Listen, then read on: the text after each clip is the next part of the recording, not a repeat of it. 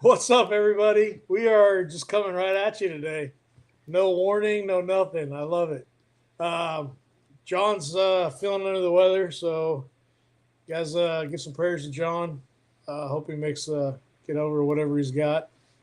But We need we him got on the Shane water himself. soon. Yep, and we got Beau Fletcher joining us What is up, today. Beau?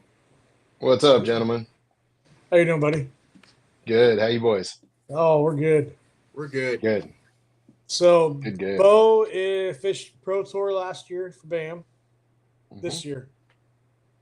I guess it was last year, this year, last season, whatever you'll say I it. mean, Last season. Just yeah. use last I, season. I think the Last year season. it feels over. I don't know. Right. It's It pretty much is. It's November. Yeah. it's Turkey and Santa Claus, and then we get to do it all over again. I So know, Yeah, right? pretty much. I'm, I'm telling you what, man, I say I was trying to clean the shop up a little bit today, and my workbench looks like a bomb went off in there from the year of not putting anything away. If it looks I'm like like, how you organize your tackle, you're already screwed. no, my tackle's usually pretty organized. But man, it's just like I've got stuff thrown everywhere from where's that at, grabbing it and going. And yeah, it's going to be a winter project to clean up the old tackle area because it's a disaster. I'm not very yeah, proud of it.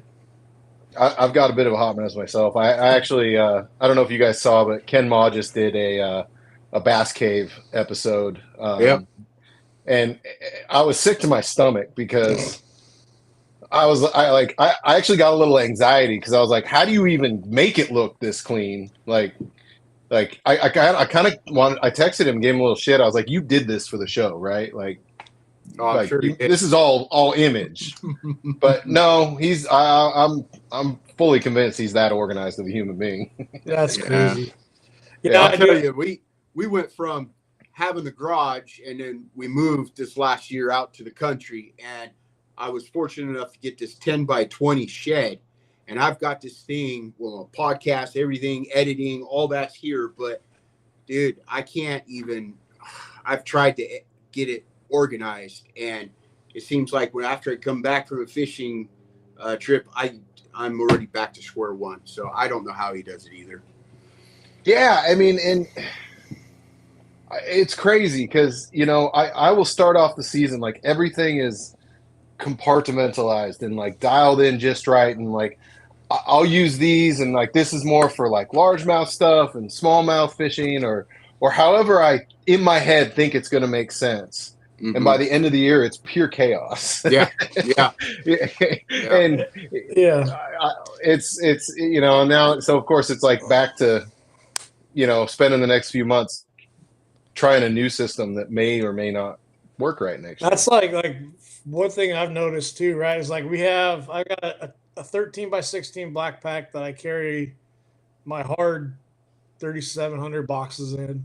I've got the short stack for some plastics, and I got money bags for the kayak, right? And then you've got little boxes here for this. You got a spinnerbait box here. You got a line box here. It's like everything's just you can't grab like 3 packs of these, or you could, but you're like, well, what if they want the size bigger or size smaller? It's like, how much do you take with you? It's like, well, in a my kayak, kayak what do is you do? stupid, dude. Yeah, like, Beau. I mean, and look at Ken with his. He just Yeah. grabs a tub, brings it, and with Yeah. us, we're limited to how much we have to be very methodical on how we're going to approach. or you're like me, you grab 1 bag of everything and 2 bags of a couple, and then you got 12 rods behind you, and you just send it. This is a Yeah. full chaos. Well, and that's what I've always chaotic wondered. mess. Like, how often do y'all get on the water and you're halfway through the day and you're like, oh, crap! Like Yeah. that one thing I left in the truck is what I Mhm. actually want to use now. I mean, does Yeah. that happen? Oh yeah. Yeah, All the time. it has quite a bit. Or you'll look at it at home, you're like, Do I bring it or not bring it? I don't have the room. Like, or like you've got a specific rod that you like throwing a certain technique on, but you're like, well, I don't know if they're gonna want to eat that. I don't want to take up a rod space for that because now I'm limited on this. So you leave that one at home, and you end up getting on that bite, and you're like, man, that rod's so much better for it. Yeah. Yeah, because you guys, I mean, so you can put 12 rods in your kayak. Yeah. Yeah. Comfortably Wow, okay. 12. If I wanted to be like stupid and have stuff all over the deck of my kayak, I could put more than that. But Yeah. it'd be a hot mess. I'm already a hot mess in my kayak as it is. Like I swear to God, dude, it was my my fifth fish I caught at Tolic for Bam in March. I caught it on a drop shot, and I'm like, I see it in the water, and I'm like, yeah, I don't know if it's a keeper or not. And it's tangled around another rod I got hanging there, and I'm just like, whatever, nonchalantly getting it, and like, it was my fifth and only other keeper I caught all day long, and it's just sitting there dangling, tangled up, and I didn't even care. I'm like, whatever, no big deal. I'll go catch another one. Yeah. So how was the BAM kayak tour this year? Like, Amazing. you guys both compete in it, or? Yeah. Yes, sir. Yeah. Awesome. Yeah. I'd love to hear about it. I saw pictures. It was neat to see.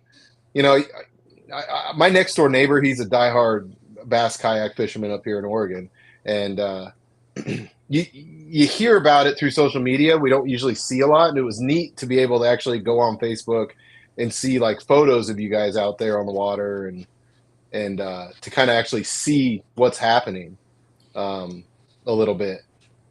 Yeah, dude. Bray and Mark ran a phenomenal season. Yeah, like series. Like next year is even more epic. Our schedule next year is pretty legit.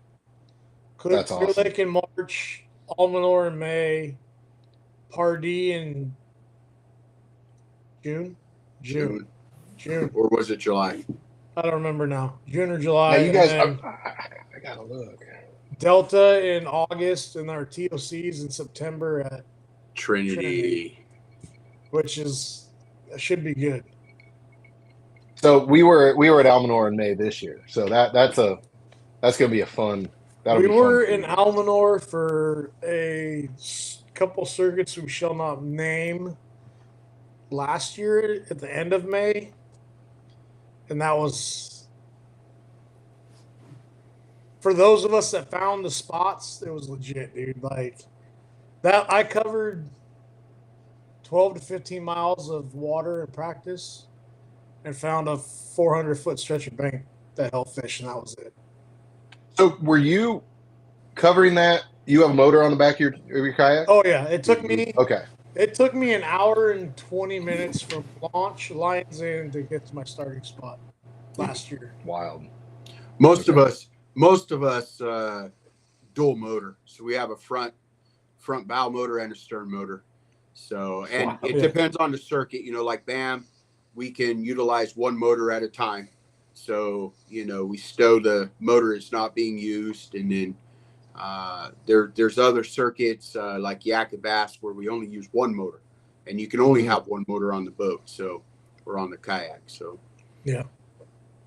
Did you guys, when you were there in May, did you fall into any spawners, or were you guys? They were there. Yeah. The guy that won was focusing on beds. Yeah. I'm pretty sure I was inadvertently fishing beds, but I didn't see him because, dude, I've never done this before ever fishing. On practice, I caught a fish, which ended up being my first fish on day one, and ended up catching him again on day one. And it was the biggest fish I caught all day. So I thought I had two of them that size because the color changed. Like he was super bright golden brown the first time I caught him. And then the second time I caught him was super dark, like just really cool colors. I'm like, cool, different fish, right? There's one particular marking on the gill plate that I was like, man, I don't know if that is or not, right? And it ended up being the same fish. Wow. And then day one I caught another fish twice. So that's two fish I've caught twice in that one day. And then on day three, the second day, I caught that fish again, which was my first fish of the day. So I caught two fish 3 times over 2 days. And I've never done that before. So that's crazy. Pretty sure they're on beds. Yeah. And it was kind of funny because at the Pro Tour, there were I felt like you had to have x-ray vision to see the beds. They were deeper, so of course that makes it more difficult.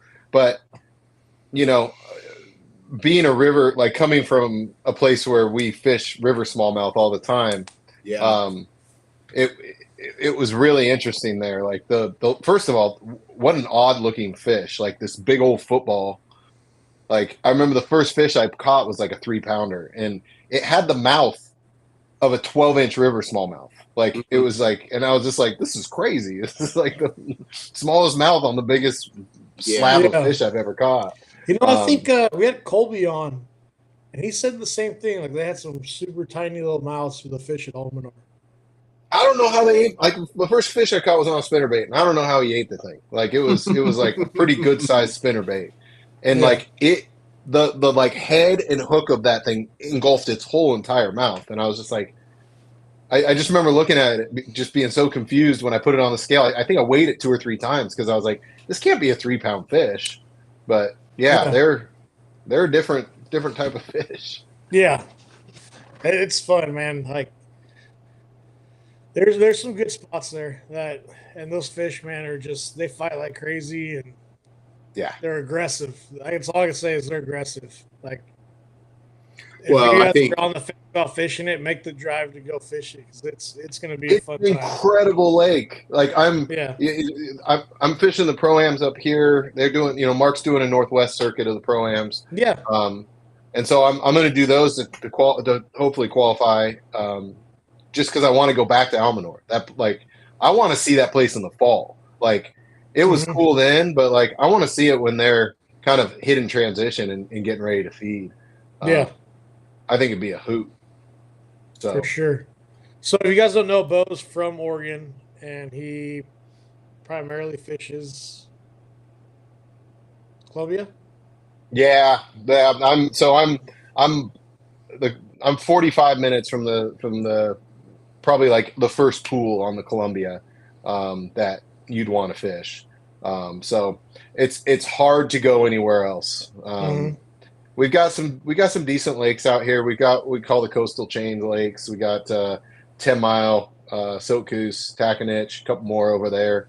Um, but if I'm being totally honest, it's about a 3.5, 4 hour drive for me, and all I got to do is a couple more short hours, and I'm on Shasta. So, it's usually if I need to go out for a weekend or I'm fishing, I'm going to the river because it's a hell of a lot of fun.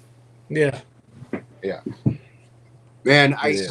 I so badly, I think we had one or two opportunities to go up to Columbia River to fish up there in the kayak, and I really want to one day. I really do. Yeah. You I know. don't know. Yeah, Yeah. I mean, The wind there and though, like you got to Oh, I hit it know. I right, can only man. You got imagine. to hit it yeah. right. I Yeah. mean, I've seen guys when it's calm, yeah, incredible. There's some kayak guys up here that I've seen pictures or videos or when they got out and it was calm and then it turned on them and I couldn't imagine running against some of those 2-3 foot waves in a kayak. I don't think that'd be very fun. Yeah, I Who think we've was all it kind of last year been there, that but that video that went viral? That dude coming back to the ramp was just, oh man, I Pia? remember that thing just hitting waves and he was up and spearing them and like just full send back to the ramp. I think he was fishing. What circuit was up there last year? Was I wonder it if it was Brandon. Wild Um, West that was up there Yeah, it was a last Wild year? West Open. It was a Yeah. Wild West Open. I just And remember seeing that boat coming in going, God dang, I'm glad yeah, I'm not his co-angler. yeah. oh, you were talking about the boats. Oh Yeah. yeah, yeah. Yeah. Oh yeah. No, there's also some footage of Brandon Hua up here who he Yeah. got caught in some ugly water in his kayak and I got you. yeah, but no, it can get. I mean, and that's Insane. I, and this year I got into a Vexus, and that was the smartest thing I think I've done. I came out of a Champion, which was a Champion 210, which was also a really good big water boat. Oh, beautiful boat. Yeah, it was a really fun boat, and to be honest, I was really nervous getting into my Vexus because I love the Champion so much, but I'll never get in another boat in my life. I've heard a lot of good things about the Vexus. Like, It's an it's just an A incredible lot platform. of good things. Yeah. Yeah. You're not the only one. These are guys that aren't sponsored by Vexus or nothing, but I've heard nothing but good. Yeah, I mean, the nicest part up here is just when we're battling big water. It's got that extra tank. Yeah, you got that extra weight. You got the heated seats. Not heated, but they're the air ride seats. So that's amazing. And what people don't realize is like you think, oh yeah, you get that comfort, but there's also a mental aspect to it. Like when you're charging through big water, 3-4 foot waves, like your body instinct when you feel that impact is to like, get off the gas or slow your boat down or change what you're doing. And so having that air ride seat to kind of compensate, it allows you to kind of like let the boat do what it's doing without having so much impact on your body. And I mean, on a calm day, am I going to get screamed by a Phoenix or a Skeeter? Probably, but I don't know. I don't believe speed is what wins tournaments myself. No. So, being an equipment operator, like I'm surprised it took so long for boats to have that air ride seat.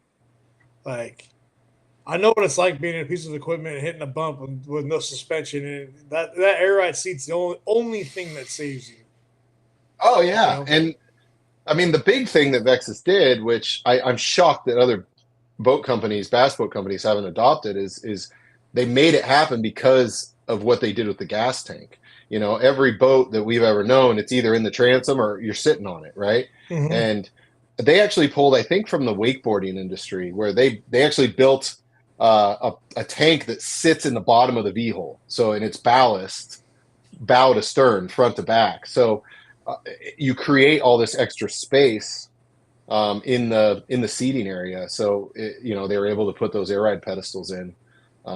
And if you haven't been in a cockpit of one, you can tap dance in these damn things. There's so much room. Well, and not to the mention nice it high puts walls. all the weight down super low, right? Like, exactly. 55 gallon tank, or is it that big? I think it's either 55 or 60. I can't totally remember. That's a ton of weight down low in that boat. Like, just us kayak guys, we want all of our weight down low just because we don't want to be top heavy, right? We're a smaller platform, so that's huge, I think. Hey, Beau, we got a question here from Troy Haney. He's wondering, is it true that Vexus doesn't recirculate the water in the live well?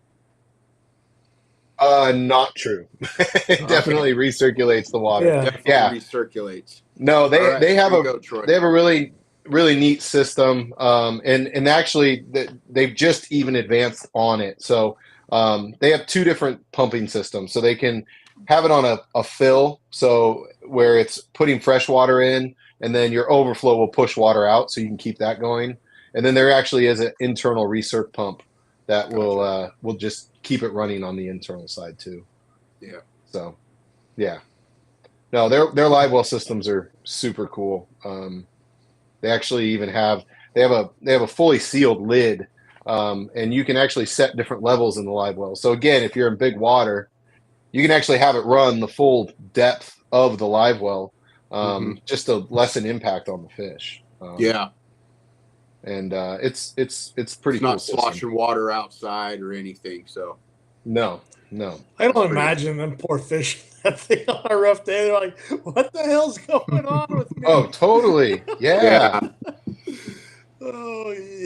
That dude spearing that wave coming in the ramp. He's 4 feet in the air. Bam! The fish are down there. What the hell, Bob? So, Beau, how long have you been fishing? Like, give us a little bit of background of you as, a kid and how you got to where you're at now. Transition into how you got to the Super 60. Yeah. Let's roll that whole thing into it. There you go. Yeah, no, absolutely. So, I'm going to be totally frank about my story, and it's probably a little different than most guys. As a kid, like I'm a 3rd generation Oregonian. My father and grandfather were avid sportsmen. My grandfather was a big fisherman. My dad leaned more towards hunting. But I was always around it in some form. And of course, being in the Northwest, what is everyone fishing for up here? Salmon and Salmon. steelhead, right? Yep. Mm-hmm. Yeah.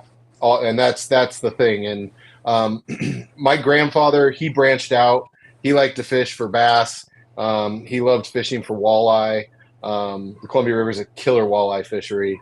If you guys have never eaten walleye, it's got to be the best fish you'll ever eat. It's really, really good. But yeah, so like my childhood, I was kind of surrounded by it, but it was always kind of had a recreational bent to it. When I got a little older, probably into my kind of late 20s, I actually found fly fishing. And I wasn't attracted to like trout fishing. I kind of thought that was dumb. But I was really attracted to steelhead fishing for, on the fly. And it was like the big two-handed spey rods and fishing smaller streams for steelhead.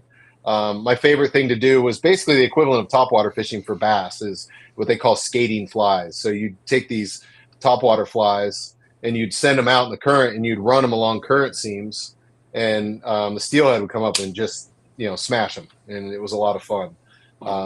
And believe it or not, like that's what I did. Like that was what I was into, and I was deep, man. I was building my own rods. I was tying all my own flies. It was something that I was just all I did. And I don't know where the shift actually took place. Every year, as long as I've remember, my dad, he had a friend, a guy named Steve Fleming, and Steve runs an outfit out of the John Day River. If you're not from Oregon, you don't know much about the John Day. It's a tributary of the Columbia.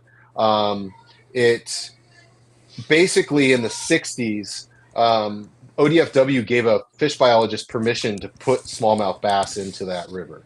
And so he created a ecosystem of bass, and it's insane. Like, and this guy, Steve Fleming, he was around for the whole time. He's about my dad's age. I think he's in his 70s now, but it's a small river.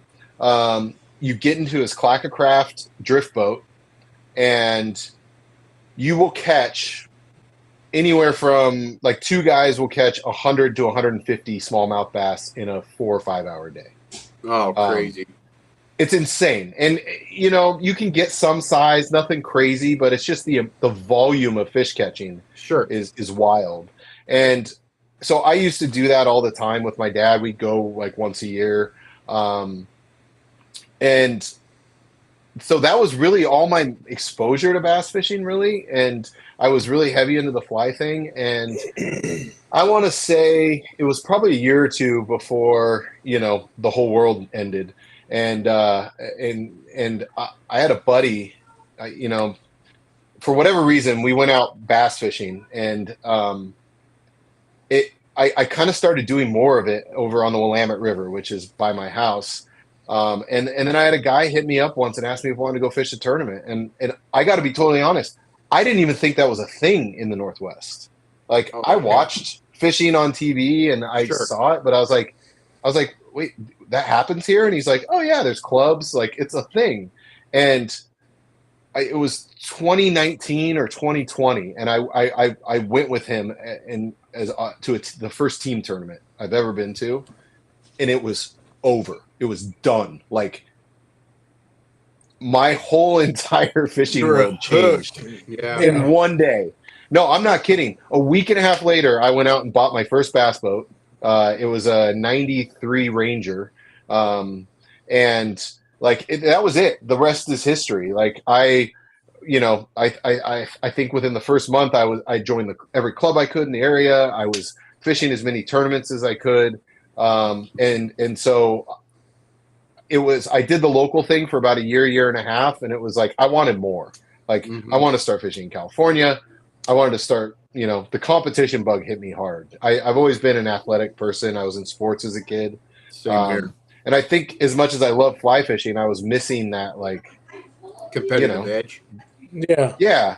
I use a drug reference all the time. Like you go out and fly fish, it's like smoking a bunch of weed. Like you wanna go competition fishing. It's like getting into the hard stuff. Yeah, Yeah. it is, man. Like, there's no joke. You get know- like I dabbled into it a little bit, and like my first year I did it, I was like, okay, when do I find next tournament? Next tournament, I'm fishing two series. And it's like it doesn't stop. You know? No. I was out this weekend and I took another friend of ours out, and he's a kayaker too. And every time I'd have a fish, I'd be like, "Oh, fish on, fish on!" Like I get so excited at every fish. It doesn't even matter if it's a dink or a big one. Like it's like as exciting for me to catch that fish as it was like my first time I ever caught a bass. Like it's just, it's like that every time. Man, I this weekend I went out Sunday, and I caught threw a jig out and I started dragging it. I was like, oh man, I got to pee. So I walked back to the boat, go pee, and I walked back up. I'm dragging it a few times. Like I kind of lost bottom or whatever. So I start burning it back in, and it starts loading up. I was like, well, that fish was swimming at me. Well, yeah, there we go. Right, and then a little bit later, I was kind of moved spots a little bit, and I was knelt down looking at my map on the graph, and I'm just dragging my jig and looking at the map and dragging it and just kind of looking around like see if you feel thunk and like, oh, there we go. It's like, every time you're doing something else while you're fishing, don't forget to throw your line in the water, because that's like two fish just completely sidetracked by something else. I'm like, oh, they're on, cool. Yeah. Oh, I'm famous for the pea fish. Like, oh yeah. Like I am so famous. I'm like mid pea. Yeah. Holding it, holding both rods. And then all of a sudden I'm like, oh no. Like, and like, God forbid somebody came up and saw me like hanging it out there while I'm trying to land a fish. Like it happens every time. Funny story is about mentioning any names here. But somebody that they were same thing, right? They're fishing a tournament with the partner. It was a team tournament, and he gets bit, sets the hook. Midstream, he's had like an 8-pounder on, so he's fighting it. Turns around, like, dude, net it. It's still hanging out. Yep. Yeah. Oh no, I've done exactly that. Yeah. Tighten it up. Like, it's amazing the relationship you build with your fishing partner on a boat. Like it's it's almost one you don't want to talk about. You're right. Remember that time? Shh. Yeah. No, we don't know. Stays on the leave boat. Here. What happens on the boat stays on the boat. Yeah, absolutely. But yeah, so I started fishing the West Coast stuff. I did a couple years of Wild West, and then that whole thing imploded. Mm-hmm. And then the talk about BAM starting up, and I had a couple buddies that we were working really hard to qualify for Apex, and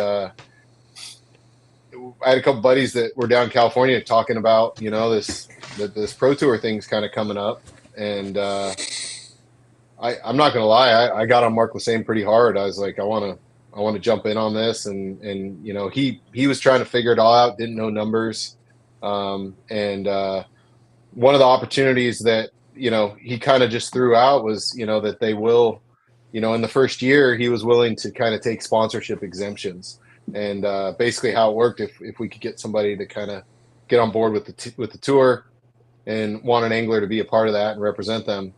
And I know he was looking to he was trying to figure out a relationship up here to do do an event up here on the river. And so I worked with Boardman, Oregon, which is I think one of my favorite pools. So the Columbia River is dam controlled, so there's different pools, and I worked with the city of Boardman to kind of become a host city for BAM, and so they could have events up there, and that actually turned into me getting an opportunity to jump on the tour. So nice.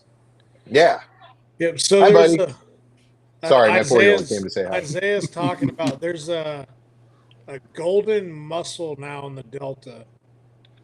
Yeah. if you're fishing, so just a heads up, this is from another individual that I've talked to. Um, if you have been on the Delta, you will be and have to be inspected if you visit any other lakes because of this um, golden mussel they're finding. Yeah, Isaiah was A just new saying invasive that. mussel were at the ramp at Lake Berryessa and they shut it down. So they How are found they it at gonna? Berryessa too. Wow. Yeah, how are they gonna? So, because that's the problem they have down the Southern California lakes, right? Correct. So the what like I know I don't mean to cut you off. So No. Pardee, so Clear Lake now, if you go to Clear Lake, you will be it's no more buying the sticker and whatnot. They're gonna inspect your boat. Um like Pardee, Comanche, those lakes, if you're there, they actually do, which thank God, dude. I went out to Comanche the other day and I forgot they made you drop your motor down and it had just rained. I was like, oh crap. I'm like, I hope no rainwater comes out of a prop. So they check, do they check your live wells? They check, make sure you don't have any water in your props and the motor.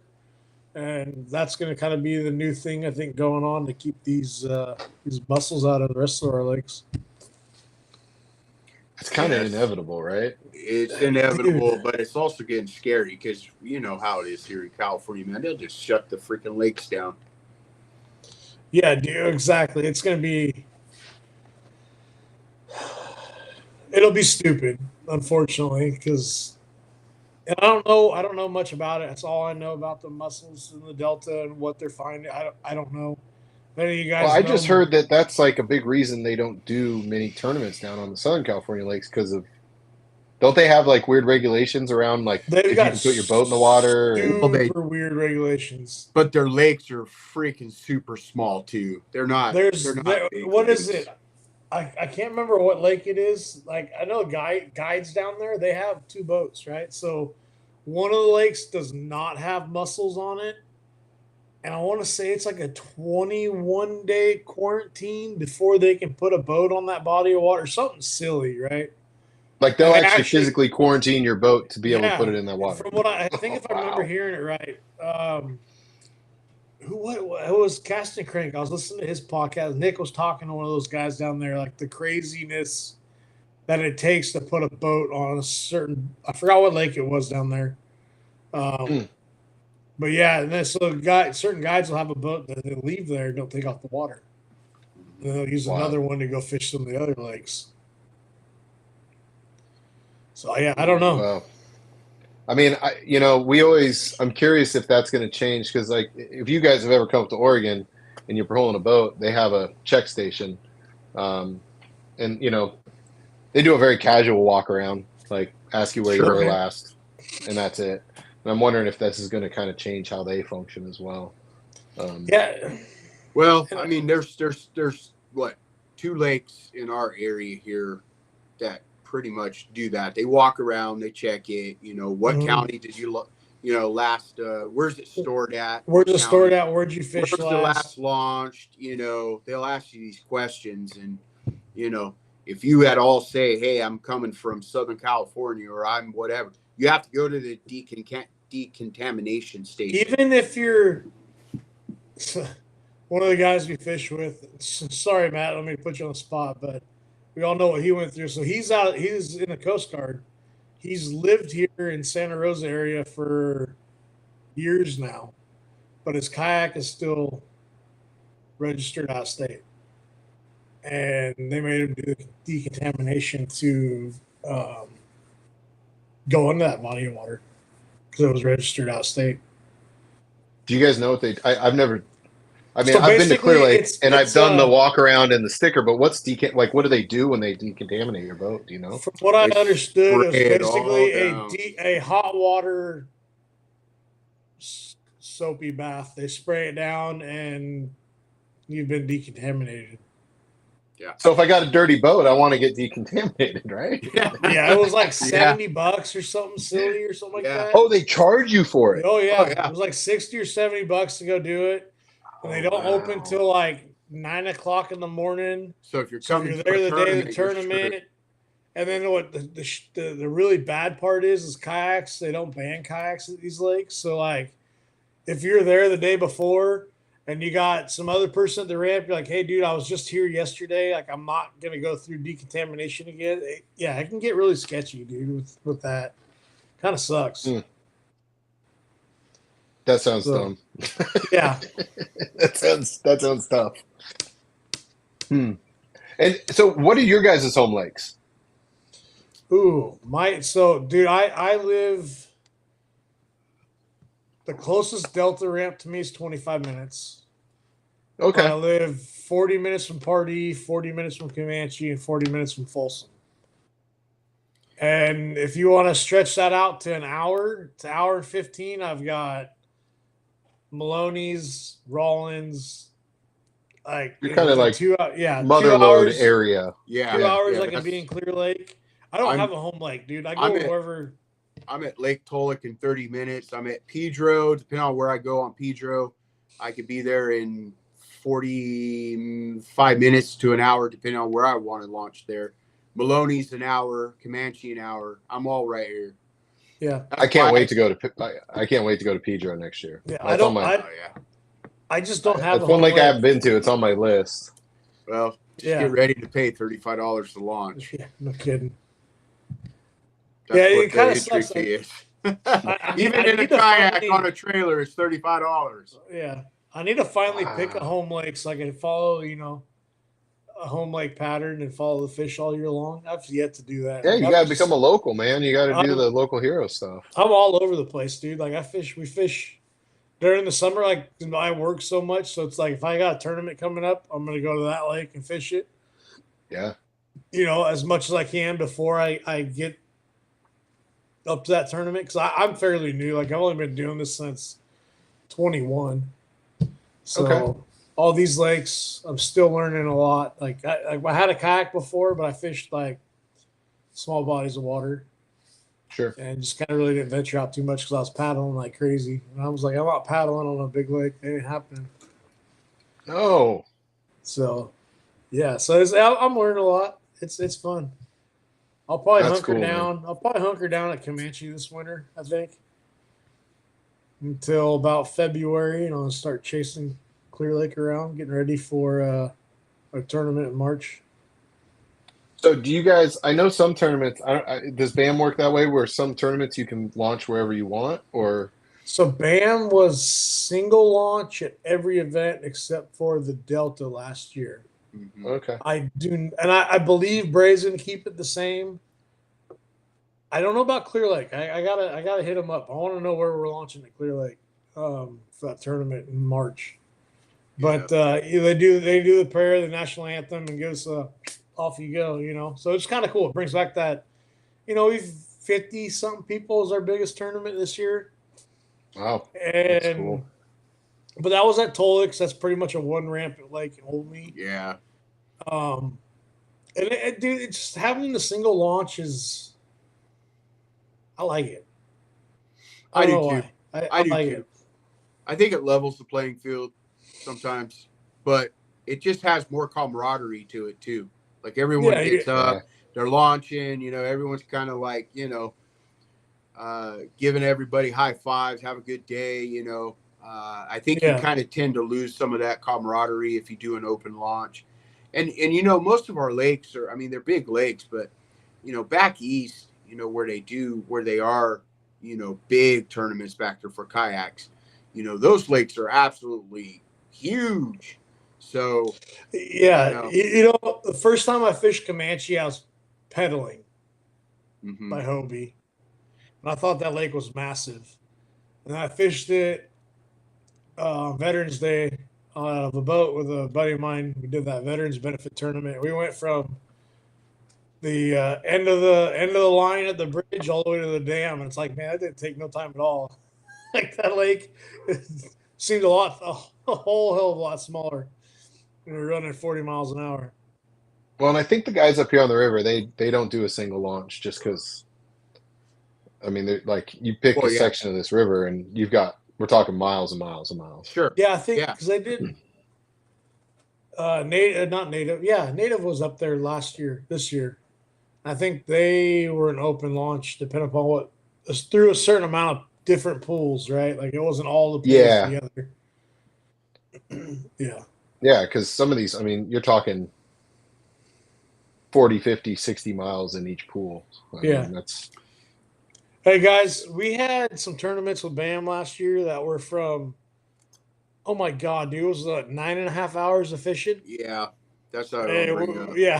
So they gave us our Yeah, 30 they minutes gave back. us our 30 minutes. And then just, they gave us 30 minutes on the end of the day to get back. It was like a nine and a Yeah. half or 10-hour day to be on nine and a half, to get 10-hour back. day by the time you get back to the ramp. Yeah, So that's awesome. fishing is Trinity. starting. Lines in is fishing starting, but he offset that with longer tournament. Now we're catch photo release, so in all reality, in the summertime, it doesn't really matter. We can have a 12-hour tournament if we seriously wanted it. You know what I mean? Sure. Yeah, so I think it was once we went up to Trinity, we had was it 9.5 hours? Trinity was 9.5 hours. Yeah, Trinity was a long tournament day. But. And it carried down though. I remember after that we had a couple other tournaments that were pretty long. It was great. Like they gave us plenty of time. Delta was a long day too, so I missed that one. That sucked. That sucked. Yeah, that must be. It must be neat to have that extra bit of time. Like it's, it's because some tournaments are you launch at this time, half hour later is lines in. You have 8 hours of fishing, and then you have a half hour after lines out to get back to the ramp. Because you got to remember, if we go 1 mile, it takes us an hour or thereabouts, right? 5 miles an hour. Some guys are getting 6, depending upon what motor they run. Yeah, so and then guys that don't run motors, I was pedaling at like 4.5. Were you a solid 20 pounds lighter? No, dude. No, man. I got fat after I blew my back out and had back surgery. Well, yeah, that'll do it. I started kayak fishing after that, so yeah, I've been fat the whole time I've been in the kayak.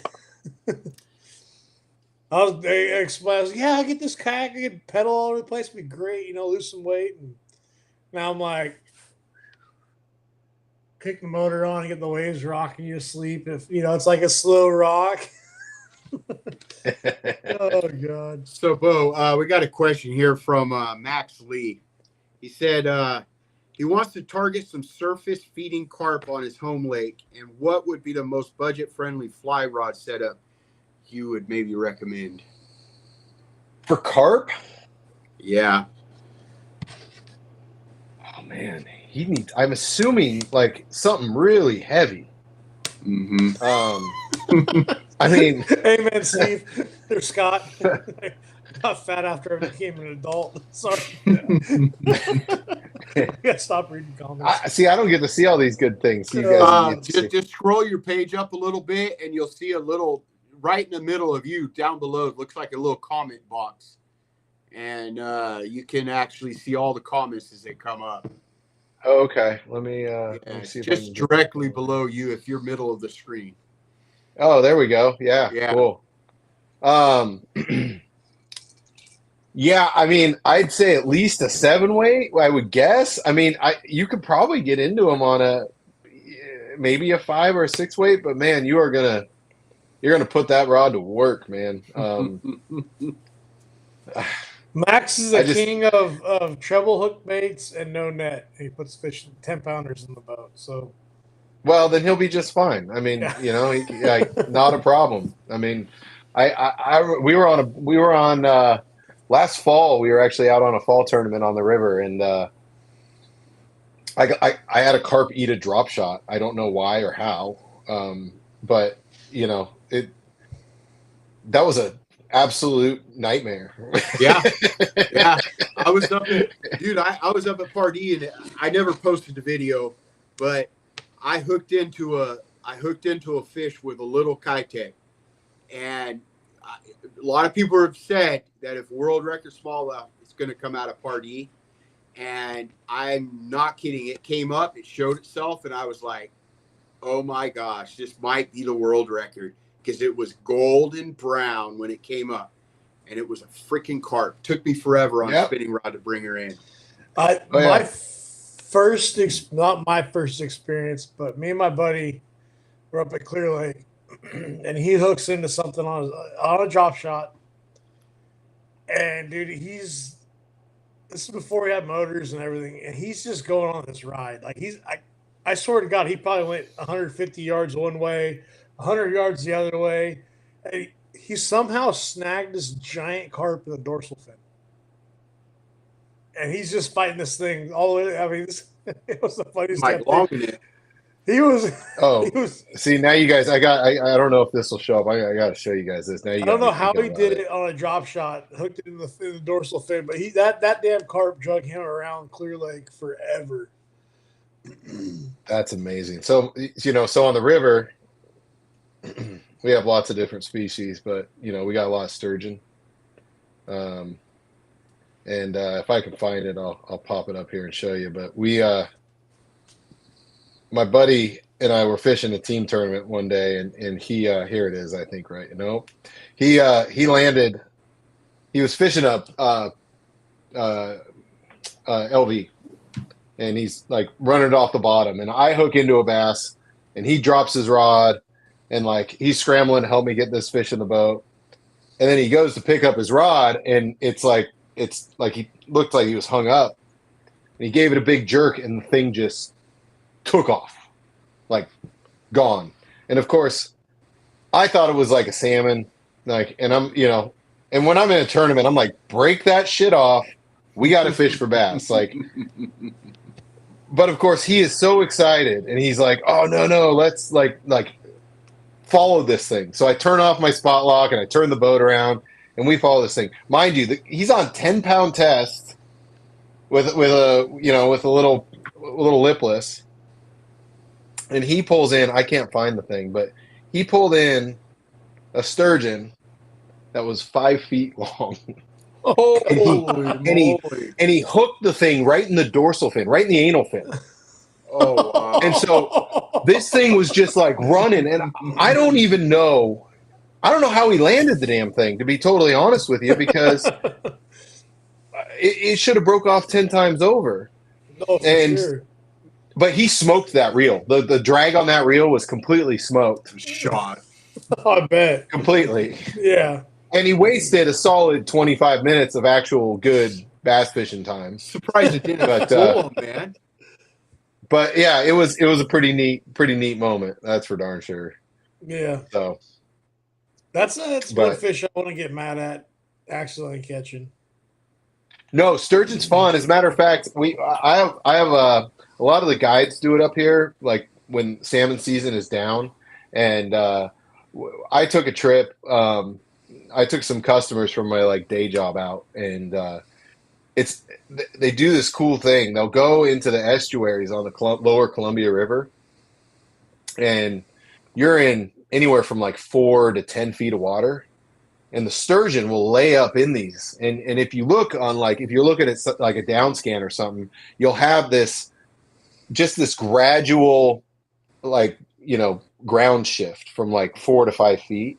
And those sturgeon will sit up right on that because they can't really see. So they can sit right up on it, and they can kind of feel any food that comes down. But you go fish for them in 4 to 6 feet of water. And, and I'm talking about giants, like big fish. Well, when you catch sturgeon deep, they like to nose down deep. But when you catch them shallow and they don't have anywhere to go deep, it's like fishing for tarpon. And I mean, these monster fish, they will skyrocket out of the air. That's amazing. And they'll fight like dogs. I mean, it's an absolute hoot. I mean, it's and they're big suckers. And it's really a dang good time. It's probably the most fun I've had outside of bass fishing in the last 5 years. Nice. I heard they stopped sturgeon down here all catch and release now. I don't know. I just heard that in California. Yeah, Isaiah will know that. He fishes sturgeon a lot. Is that true, Isaiah? Yeah, I know in Oregon, it's generally they have a small window every year where you can actually harvest. we had a super like narrow slot window that you could keep during a certain time. You had to actually get tags for it, like you're like hunting tags, right? You're allowed. Right. Yeah. I don't remember how many it was, but I guess they got rid of that this year. And it's Really. all catch and release now, sturgeon. From what I hear, I haven't checked the regs or nothing, but that's kind of sad because I heard that they're really good eating. Yeah, they're so weird looking. I'd have trouble eating them, but Yeah, no you kidding, know, no.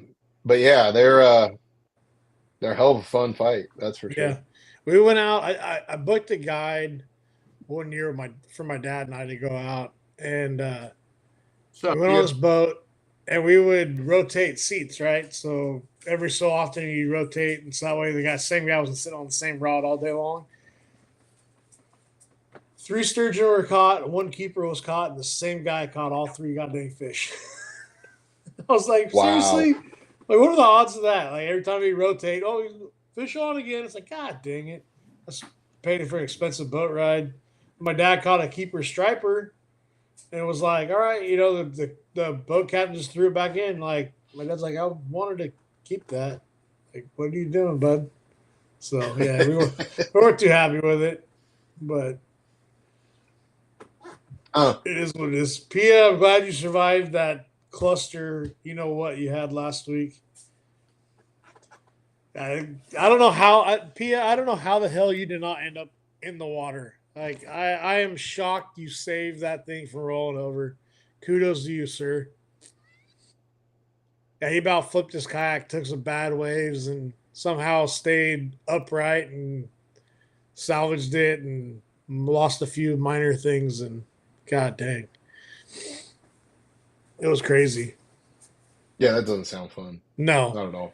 And if it was because we were out Monday, like I said, fishing that Veterans Benefit tournament, we had some wind gusts came up that was not in the predicted forecast, and we hightailed it out of there. Even though we were catching fish, we're like, yeah, we got to go get out of this wind. So we were eating waves over the bow like a son of a gun. It was crazy. Nice. So, guys, get your questions into to Beau. We're gonna pick a winner here in about I don't know, a couple minutes. So he's got a couple gift cards to Discount Tackle. If you guys want a chance to win, drop a question, a comment, or whatever. Yeah, he did work his ass off to save that. That was insane. Yeah, absolutely insane. If you Pia, God dang it, Pia, I forgot what your Pia, what is it? PX Fishing is your YouTube, right? Yeah. Yeah. So if you got a chance, if you guys have not seen it, watch that video and see how that dude saved his ass from going in. Well, Beau fishing a kayak tournament in 25. Yeah, Max Lee. That's a funny question. It's funny because I am curious. Like I love fishing out of a boat, but I feel like I need to get in the kayak at some point, and I don't know if it's going to be next year. But I actually was even talking a bit with Bray about like it'd be cool to maybe get a pro tour guy to come down and fish the kayak circuit. And if you want to hop in a kayak and try it next time you're down this area, anywhere near Sacramento, let me know. I'll put it on the water. I'll build it up for you. Go take it out. Perfect. Yeah. No, that'd be great. Yeah. No, and you'll be spoiled if you run one of ours because it's got about damn near everything you want. Perfect. So. Well, yeah. No, we got to make it happen, man. I maybe we should talk more about it, and maybe I'll pick one of the events, and you bring the boat, and I'll jump in it and fish one of the kayak tournaments. Well, I won't give you my kayak during the tournament, but you want to fish it because I'm fishing. I got one tournament rig that I can fish out of right now, but sure. I'm fishing BAM next year. But dude, if you want if you want to get in it and try it and see if you like it, and then I know a guy that knows a guy that owns a kayak shop, will get you into a kayak. Yeah, we'll have to see. I think.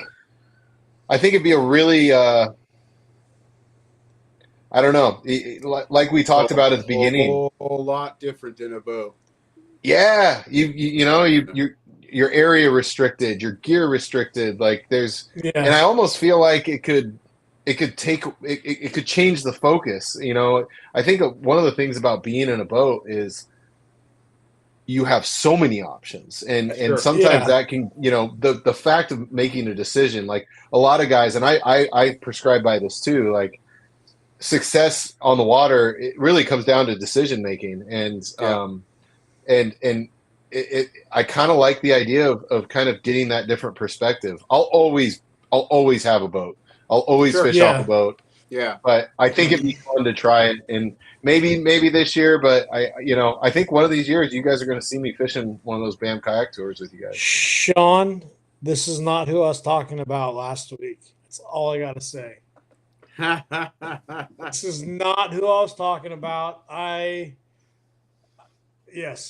didn't meet Beau until today. So if y'all didn't know that, we were trying to get somebody lined up, and guys, thank Bray. Bray hooked us up with Beau to come on the show super last minute. Like I have to thank you. Thanks for jumping on, dude. Yeah. I do appreciate that. But there is another big name that wants to possibly fish kayaks next year, and I will not name him. You'll find out when and if he decides to. Shane doesn't even know who it is yet. I have not even told him. Oh, I have a hunch. Well, I do know, but I'm not saying either. I don't think you do. I'll text you later. I know who it is. I don't think you do. So is he coming? Is he a boat tournament fisherman at this point? He is a boat, very, very well known boat tournament fishing angler. I'll leave it at that. Oh man, dude, we should put this discount tackle gift card to work, and if somebody guesses it right, they win the gift card. He has not named. He has not said anything publicly, and he told me the last time I saw him, he was thinking about it, and I had to throw it out. No, it's not Mark Daniels. Not Mark Daniels. I don't know Mark Daniels, right? But anyway, back to the whole boat and kayak thing, right? It's funny because I'm learning the whole boat thing. So it's like I was fishing in the boat last weekend and treating it like a kayak, even though I knew I could drive all the way over there. For whatever reason, I kind of sat in a couple little small spots in like a certain area and just fished it all day long. Like I get up and move every once in a while, and then I was like, nah, I wasn't feeling it, and I just kind of sat right back in the same spot, treated like a kayak, giant kayak. It was kind of stupid. I think it's that kayak mentality. You can't. Yeah, you got to figure it out. Like the area you're in, you just can't up and run 10 miles to a different spot if you want to. You got to figure out what's going on in the area that you're at, right? Yeah. So I think when you get on a boat, I had the same problem too. When I was fishing out of the boats, I'd stick in the area too long. Yeah, guys, it's not a national name, all right? I don't know any national names. Local California fisherman. It's a California guy. Jesus Christ, you guys give me too credit for these names. Oh man, you guys narrowed it down fast. Yeah, right, California guy. Yeah. Yep. Well, you know what? No, I'm not saying anything else. Not saying anything else. Yeah, you better not, dude. You're gonna. I'm not. I'm gonna get myself in trouble. Yeah, I'm going to do you a favor, James. Like, let's get a couple more questions here so we can hand out some discount tackle money. Huh? Discounts. All right, guys. There you go. Let's get off of it. Let's get off of it. James is going to spill the beans if we ride this out too much longer. Because, dude, there's how many guys in California do fish back east too? Like, there's so many names. Like, even if I said that, if that was the case, there's still plenty of names for that. Sure. So, guys, get your questions in. $20 discount tackle gift cards. Yeah, I got three $20 discount tackle cards. Have you guys ever shopped through Discount Tackle? You guys know who they are? Yeah, I know who they are. I have not. It's not Christian. It's not Paul Bailey. You ain't gonna guess it. Get out of here, all right? Stop being like a woman. Quit teasing. Oh, until he comes out and says it, and I'll get him on the show and he says it. Oh, how about that? These guys, your fan base is relentless. I know, right? Yeah, they relentless. Ishman Row. Oh boy. Oh God. Anyway, yeah, no, discount tackle. Guys, don't forget Headwaters has their Black Friday deals going with the Black Pack and Old Town. Old Town and whatever else it was. God, Yeah, they also got a deal going on for crescent kayaks too. Yeah. So don't forget to check out if you're all looking. Discount tackle, of course, but also hookedforlife.com if y'all are looking for stuff. Hooked 44, 10% off. Yeah. Anything else, Shane? I'm missing. I think I got it all. I think that's pretty much it. Yeah. What's your favorite wintertime? Do you fish the largemouth lakes a lot during the winter? Or are you predominantly Columbia and smallmouth? Yeah, and I got to be honest. Like I'll start coming down Shasta and start fishing spots. Okay. Yeah, as long as the pass holds up and I can get down there. What's your favorite technique to target spots on Shasta? If it's going, this just doesn't stop at spots. Like I love this on the river. I love fishing an A-rig. Okay. I love fishing an A-rig. It's you know, we fish it a little different. We we like to use the current up here on the river, and we'll play with it a little more erratically. But yeah, if I can find an A-rig bite, I'm pretty excited about that. So you're definitely a a chuck and winding kind of guy on the A-rig. Are you at all a dragger of the A-rig, or I mean, obviously the whatever you're fishing is going to dictate that. But like, if you went to a lake, are you a dragger or are you throw through the trees and just kind of? On the river, I like to play the current, and then there's a lot of like erratic twitching. I'll like to toss slack in that line and let that whole A-rig just kind of like collapse and drop, and then pop it back up. Like when I'm on the river, I use a lot of activity around the current.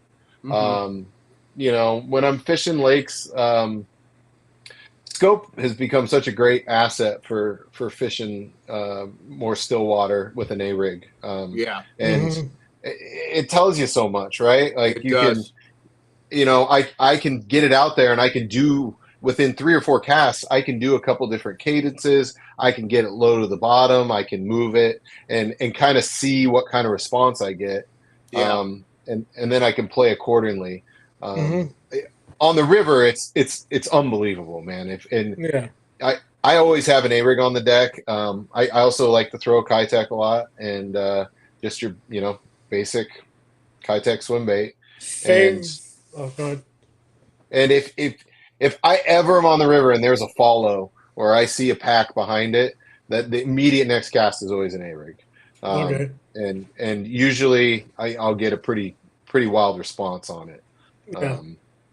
So that's, and you go through them because they'll destroy them. Especially up here, they'll destroy them. But yeah, favorite species of target on the Columbia. Well, smallmouth. Smallmouth. That's just it. Yeah. I mean, we have certain areas. So the pool closest to me is the Bonneville pool, and it's the last pool before the non-dam controlled parts of the river. And you hear about guys that talk about finding largemouth in that pool. It's very rare at this point, and so smallmouth is your target. You get it up into the higher pools. You get up in the Washington, the Tri-Cities area, also in the Boardman pool. There's some really nice backwaters, and largemouth play really well. But I'm telling you guys, there's nothing like a river smallmouth. They are savage. They're aggressive. They're just like, you can just, when you get one in the boat, like you can get a 2.5 pounder in the boat, and you're like, it looks like a 4. Like they just big bodies, huge, big tails. I mean, they gotta be powerful fish to be able to handle the current. And Yeah, I mean, there's nothing like it. There isn't. Yeah, for sure. The Max asks, what kind of mentality do you take? Do you think it takes to be a successful tournament angler? And what mindset do you approach tournaments with? Oh man, I'm still figuring that out. That's I you know, if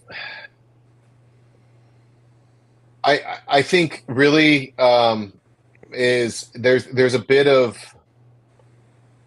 when there's a certain amount of kind of probability to the whole thing. I think the toughest thing is getting out of your own way, and that's something that I've always been, working hard at. And sometimes you got to trust your gut, sometimes you got to use your brain. And um, I don't mean to sound catty about it, but like, I think physically catching a bass isn't a very difficult thing. Um, and I'm talking about when you talk about different species of fish. Hmm. Catching a bass isn't really that crazy. Like, they're predatory. They want to eat things, either to be to as a defense or a response, a reaction, or they're hungry. And Yeah. so, and usually once they eat the thing, you're hooking it, and for the most part, you can get them in the boat. Um, it's really getting out of your own head and going out and finding those fish. And I think the most successful fishermen in the world, I think, one of the guys on the West Coast, and I think you guys have talked to him, Colby Pearson. I mean, that man is phenomenal at finding fish, establishing a pattern, and repeating it around a body of water. And like, he is probably arguably one of the best on the West Coast at it. And being able, like, there's a lot of practice involved in that. Like they always say, Sure. time on the water. But I think beyond that practice, it's gaining that confidence and getting out of your own head, and knowing, being present in that moment, focusing on the fish, figuring out that pattern, figuring out what they want, and kind of following that. I think is, it's something I'm still working on. I mean, Yeah. we all can get spun up. I mean, it's Oh, real yeah. easy. And Way too easy. I think, not, remembering that that's what you're there to do. And at the end of the day, we're just going fishing, right? Like, it's So to expand upon that, let's say you find a pattern, right? And you find a couple spots in a pattern where you're catching fish, you're catching okay fish.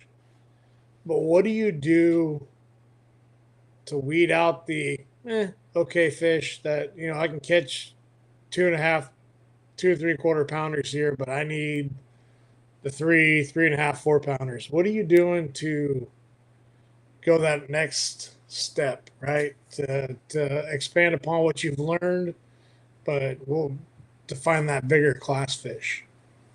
No, I mean, and that's the interesting. I think that's the question that we all want to answer, right? Mm-hmm. Like, and for me, um,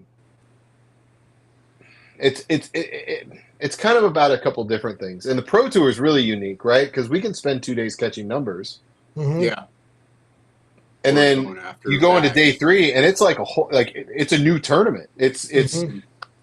everything scratches. You're back, and guess what you got to do? You got to go out and catch weight. Mm-hmm. Um, and I remember when I first started fishing the Columbia seriously for bass. I would go out and have a 10, 11 pound day, and I thought that was awesome. But the guys up here that are competing and doing well in tournaments consistently, it's like you're talking 17 to 20 pound average. Like, that's what it is. And so I think there's different schools of thought on it. I think it's funny is we could put 3 different guys in this room, and I think one guy would tell you, if you're catching a school of 2 pounders and you need that 3 pounder, you have to leave that school. But the guy sitting next to him could say, oh no, you could filter through those and that 3 pounder is going to hit. I've had a lot of experience, especially in the smallmouth world, is like, and I have guys question this all the time. Usually if I get into a school, the big fish, I have a better chance of catching, I believe, earlier. Mm-hmm. And as I keep fishing that school, I'm going to lose that opportunity. And so what do I love to do? If I'm going big fish hunting, I don't know why, but my brain always wants to go shallow. I want to get out a glide bait. I want to get out top water. I want to get out, a jig. And I'm going to go shallow. That's just what I do. And does it work out all the time? No. But I don't know why, but my gut likes to go there in the moment. That's a funny thing, right? Where like, I don't know, you guys can tell me I'm full of shit or what, but it seems like on our motherlode lakes, on our spot lakes, right? Like those big fish, especially this time of the year, if you're catching your 2.5, 3 pounders in 25 feet of water, it's like, why not check 60, 70, 80 feet of water? Because a lot of times those bigger fish do get down deeper. Like the few boat tournaments I've been able to fish out the back of the boat with, they've all been won in these months, right? These late October, November months they're fishing way deeper than I thought fish would be at. Well, and It that's seems kind to of be a what. spot thing, right? But also, I wonder at the same time, like, because up here on the river, there's guys who can go out and catch 20 pounds shallow in November. Mm-hmm. And then there's guys that can go out and catch 20 pounds in 50 feet of water in November. And it almost makes me think that, and I'm sure like species will shift, right? Like it'll change this pathos. But overall, I think, you're going to have fish that are existing in different size ranges in different depths. Yeah. And I almost wonder at the end of the day, this is where that like, whatever, that old adage of fish your confidence comes into play. And so it's like, I get really confident with a glide bait in my hand. And I also, for some reason, can go into that trance where I can just spend a couple hours doing this over and over and over again, and some guys can't do that. They can't do that focus. I mean, I am a finesse fisherman. I can fish finesse, but I lose my mind sitting on a rock pile with a drop shot. Mm-hmm. Like I lose my mind. Mm-hmm. Like it drives me crazy. Yeah. Dude, you don't understand how hard it was to sit on the back of the boat. It's like every time I throw a jig out, there's someone under the boat, burning the jig back in, and drop shot down.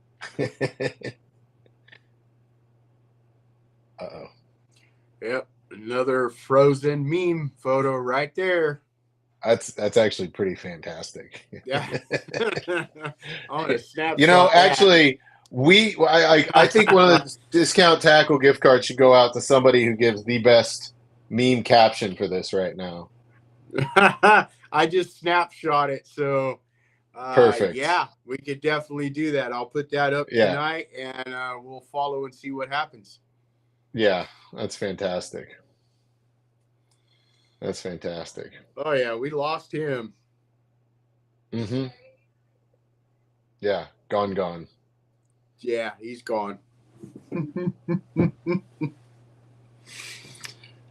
Oh boy. Yep. He's gonna sign back in. There we go. So when are you preparing? So when's your first tournament for the season next year? Is that so I'm doing the pro-ams, the BAM pro-am. So end of January is the first pro-am at Shasta. Okay. And then our first pro tour event is at the end of March on Don Pedro. So which I'm especially excited about. Yeah. I've never been on the lake, but I have plenty of friends who have been, who live around there, and they've been on the lake, and the kind of fishing that I'm told could happen about that time of year is right up my alley, and I'm pretty excited about it. So nice. Yeah, I think there was a tournament there this last weekend for Westside Bass that we have up here. Stan Lefevre puts Yeah, it on. Stan had his event there, and man, Yeah. I think Randy 20 Pearson, I think him and his dad won it Randy. with like 21 pounds or something. Yeah, 20 it was like plus. 20 or 21 pounds. So the lake's definitely producing them right now. So I have not been on Pedro for quite a while. Like I said, it's $35 to launch there. So, you know, I could go to Maloney's and launch for $10, you know. So Yeah, that's a steep launch fee. it is for sure. Hey, so I don't know if you missed it there, James, but I took a snapshot of your frozen look, and we are giving the best discount to the best caption for a meme. So, hate you guys. So we are putting that up as soon as we're off today. I'll get that posted up. Yeah, we're gonna do a discount tackle gift card for the best meme for caption. Dude, so guys, we'll put that burned on up the Instagram page. My charger burned up on my laptop, dude. It just died on me in the middle of the show. I was like, oh crap. So well, wait until you see the frozen look. Oh my gosh, great. Priceless! It's priceless. I hate every single one of you. I mean, I'm enjoying it. Yeah, I think everyone else will be too. Where said memes getting posted? On Instagram, on our Anglers RX page. Oh, great. Yeah, I need to think about getting a Facebook one made too, dude. So yeah, man, just so many pages to keep track of. Yep. So guys,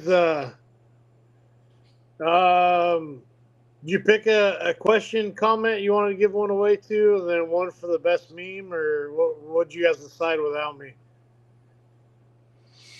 Well, that's up to Beau. Yeah, he has 3 cards, so let's do one for the meme. Yeah, and then I think we had 2 questions. Somebody asked about tournament fishing mentality. That was Max. That was Max. Okay. Max, send me your email. Max, DM me your email, and I'll forward it to Beau, and I'll shoot you over the code. Yeah, or find me on Instagram and DM me. Yeah, there you go. What's your Instagram? Beau Fletcher Fishing or Beau Fletcher Fishing. There you go, Beau Fletcher Fishing, Max. So Max Lee will send you one. Perfect. And who else? Dude, my comment screen is super small. Dude, without sticking my fingers in the camera, Jay or Shane, you figure out what comment. I don't know how to do this on the phone. I feel like an idiot. I think someone asked a kayak, like if I was going to fish a kayak next year. Oh yeah, who did that? Yeah. That was Max Lee also. Was it Max? Max is working. Max is always on fire. Good. Somebody's got to be. Let's see here. Come to the dark side. That was Isaiah. It was Max. Max, you suck. Somebody asked about a fish species to target too, right? That was Isaiah. Yeah. Okay. There it is. There we go. Looks like Max and Isaiah. They're getting. All right. Yeah, you guys hit me up. Isaiah. DM me at Beau Fletcher Fishing, and I'll send you guys your gift card code. And while you're there, give them a like, give them a follow. Yeah. Yeah. Absolutely. Cool, guys. And I'll get that posted up for the meme, and we'll run it and say until let's say till Sunday, and then what's your page you're doing it on? Because I'll repost it. It's Anglers_RX_podcast on Instagram. Great. Perfect. So next week, guys, we got Thanksgiving coming up. Unfortunately, I have family things, obligations, so I cannot do a show next week. But dude, thank you guys for giving us the love, listening, checking out the podcast. We appreciate it. I do have some X-Zone baits that I need to give away. Yeah. Do it. What do you got? They are. Oh man, there's They're some. my.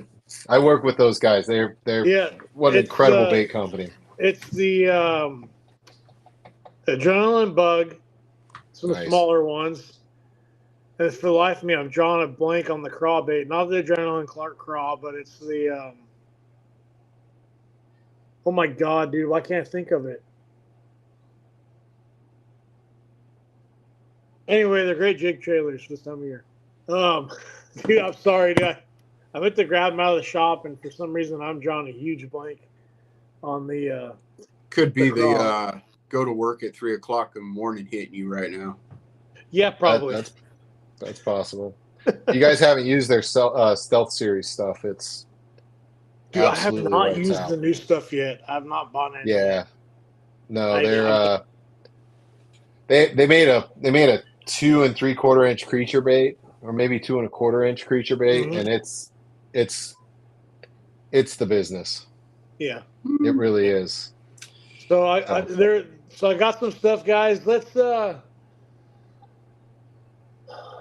tag Anglers RX and not the meme. Y'all didn't do that anyway. Let's do this. Let's just do an easy thing. In order to get the into the raffle for the X Zone baits, give the page obviously a follow, but Yes. tag 3 friends. Tag There 3 you go. friends. And if you tag 3 friends, I'll watch the page and we'll write your name down, and then we'll do a drawing in 2 weeks. There you go. So yeah, the next show we do. So not next Tuesday, but the Tuesday the 3rd of December. Yep. We'll do it that way. Yeah, no, that works. I like it. Yeah.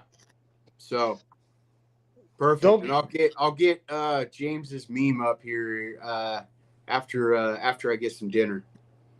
Hey, And I'll tag Beau in it too, so then that way he can tag it, and maybe we'll get your mug shot all over, man. sweet. Yeah, let's do it. Let's spread Don't- the love. Don't be nice either, guys. Don't be nice, all right? I work in construction. I can take it. Love it. So, right on, guys. Beau, thank you, man. I appreciate the thank you, Beau. the This has been a last-minute, fun Yeah. podcast, man. last minute heroics you jump on. No, thanks for having me, guys. This has been great. You guys are a lot of fun. This is awesome. Yeah, we'll touch back with you guys. Maybe we'll do an Oregon show with you and Colby on earlier next year before Let's do season it. kicks off. Yeah. Yeah, that'd be So- killer. Yeah, guys. Let us know you guys like the mix up. We get the boat guys on, we get the kayak guys on. We're sharing the love with everybody. I think we all got something to learn from everybody, no matter what vessel they're fishing out of, how long they've been doing, or anything, right? Like, And So- build that fellowship, Yep. gap some of that between the bass boat and the kayak side. like, You know yeah, what I mean? because if you guys don't like it, too bad, 'cause I'm still gonna do it. I enjoy it, so it's nice yeah. nice to get to hear different guys' stories and learn different things from some of Definitely. the hammers that are out here in the West too. So, guys, happy Thanksgiving. We appreciate the love and support you all been giving us this year, and don't forget follow the page anglers_RX_podcast on Instagram. Follow the page, tag 3 friends or 3 people you don't like, and it don't matter who you tag, just tag 3 somebodies. Like me, I tag Shane because I can't stand the poor guy and make him look at this podcast. But we'll do that. We'll do the X Zone giveaway. Here's 2 bags of the adrenaline, the rage bugs, and 4 bags of the craws. I think I have. There might be more than that. I can't remember, but it's like 6 to 8 bags of plastics that we'll give away to one of you guys. We'll do a drawing Tuesday the 3rd. We'll get all your names put in there. Shane will have the little fancy wheel. Yeah, Shane, I'm putting it off on you. That's fine. IT guy. That's fine. And don't forget to be mean as hell to me with a funny meme. I want to see them. Tag the Anglers RX podcast, tag Beau, and get your chance to win discount tackle gift card. So, other than that, y'all, we'll catch you later. Yeah, and you all have a great, happy Thanksgiving. Yep. Yeah, happy Thanksgiving, everybody. Eat plenty. Get nice and fat. All right. I gotta figure out how to Okay. end this show. Let me see if I can figure it. Hold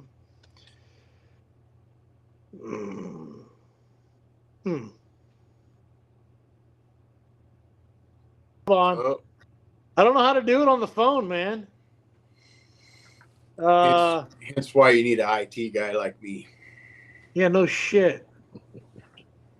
Save. And guys, I don't know why it didn't let me change the title of this show. My bad. It wasn't Greg Blanchard. That's what you thought you were getting. You got us.